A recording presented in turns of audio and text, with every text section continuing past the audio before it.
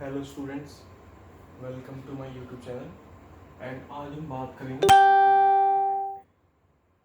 Photo electric effect क्या है कि देखिए, जैसे ये एक मेटल सरफेस है, ये अगर एक मेटल सरफेस है और इस पे कुछ लाइट पड़ती है। ये क्या है? ये है लाइट और ये है metal.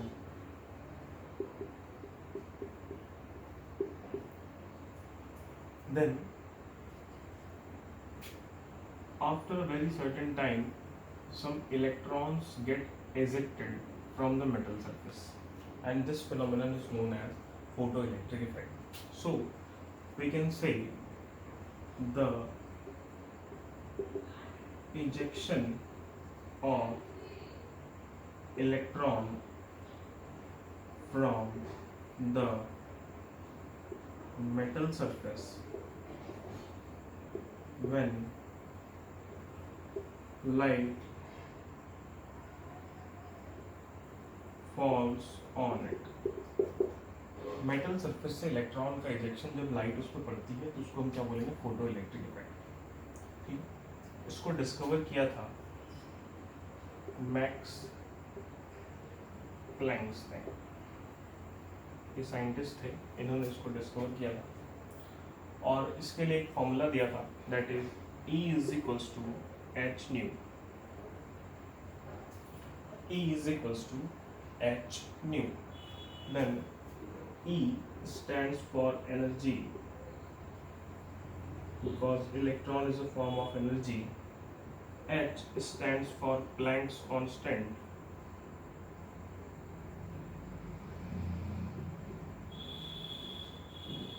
And nu stands for frequency. New क्या है? फ्रीक्वेंसी है। ई एनर्जी है, एच प्लैंक्स कांस्टेंट है और न्यू क्या है? फ्रीक्वेंसी है। तो देखिए, इसको बोला गया फोटो इलेक्ट्रिक इफेक्ट। जब लाइट पड़ती है मेटल के सरफेस के ऊपर तो वहां से एक इलेक्ट्रॉन निकल जाता है या फिर इलेक्ट्रॉन्स निकल जाते हैं, तो उस पूरे प्रोसेस को हम फोटो इलेक्ट्रिक इफेक्ट कहते हैं। ओके, देन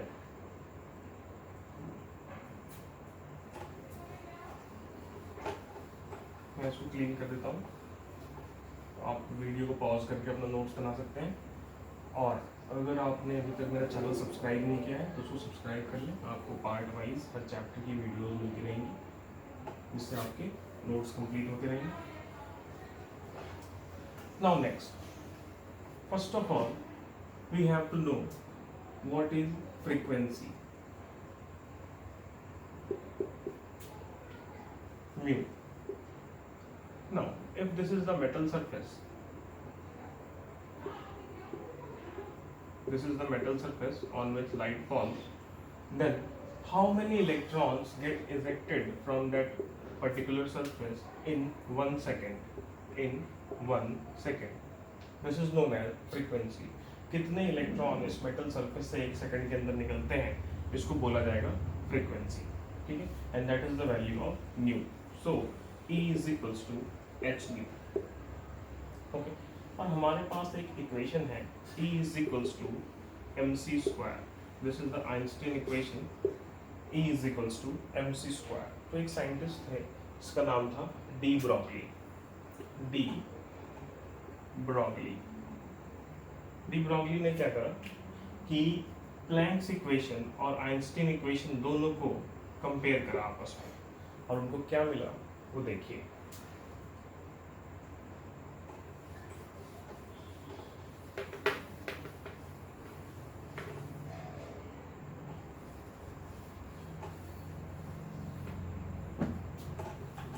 हमारे पास दो इक्वेशन क्या क्या है? E is equals to H nu, Planck's equation, and E is equals to mc square, ये Einstein equation. Then if this is equation 1 and this is equation 2, then from 1 and 2 we have H nu is equals to mc square. Then nu is equals to c upon lambda, and Lambda stands for wavelength. Lambda is for wavelength, and nu is equals to c upon lambda. We know that. Okay, then h c upon lambda is equals to mc square. Then ये c इस square cancel हो गया और बचा क्या, h upon lambda is equals to mc. Then lambda is equals to h upon mc. Since we know that a particle cannot travel with velocity of light, so we change this c from v. V is velocity. Then lambda is equals to h upon mv. Since mv is equals to p, the momentum, so lambda is equals to h upon p, and this is known as Debrogli equation. Debrogli equation. ये equation बहुत ज़्यादा important है और बहुत बार exam में पूछा जाता है और बहुत ही बेसिक कंसेप्ट से जुड़ा हुआ है कि Debrogli इक्वेशन क्या होता है. तो this is the Debrogli equation. Okay, now एक इक्वेशन और है हमारे पास. आप वीडियो को पॉज करके अपना नोट्स बना सकते हैं. नाउ दिस इज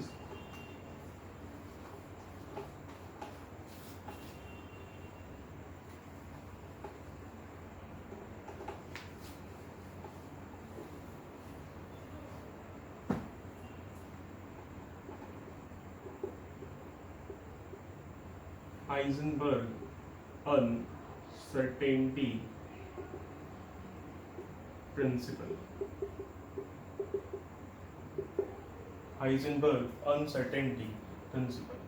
इसमें क्या बोला गया कि for a moving electron, if this is the nucleus and this is the electron which is continuously moving, so for a moving electron it is impossible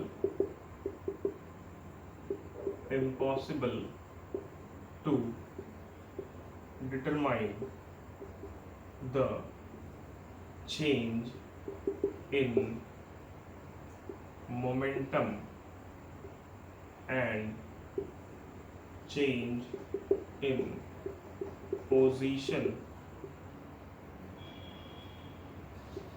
of a moving electron at the same time. मतलब किसी खास time t पे, at time t, किसी खास time t पे किसी moving electron के लिए पोजीशन और मोमेंटम दोनों में चेंज एक साथ डिटरमाइन करना इम्पॉसिबल है. It is impossible to determine the change in momentum and change in position of a moving electron at the same time. So हमने एक इक्वेशन लिखा, delta x into delta p is greater than equals to h by 4 pi. Again, h is Planck's constant. We can replace that p as delta x into m delta v is greater than equals to h by 4 pi. Since we know that p is equals to mv, since p is equals to mv, so delta p is equals to delta mv, और मास कभी uncertain नहीं हो सकता, इसलिए हमने m delta v कर दिया delta mv को. Okay, this is Heisenberg uncertainty principle. तो एटॉमिक स्ट्रक्चर के इस लेक्चर में हमने देखा Planck's theory, de Broglie equation and Heisenberg uncertainty principle. So अगर आपको वीडियो अच्छा लगा हो तो इसको लाइक कीजिए, सब्सक्राइब कीजिए, अपने फ्रेंड्स के साथ शेयर कीजिए. Okay, thank you guys.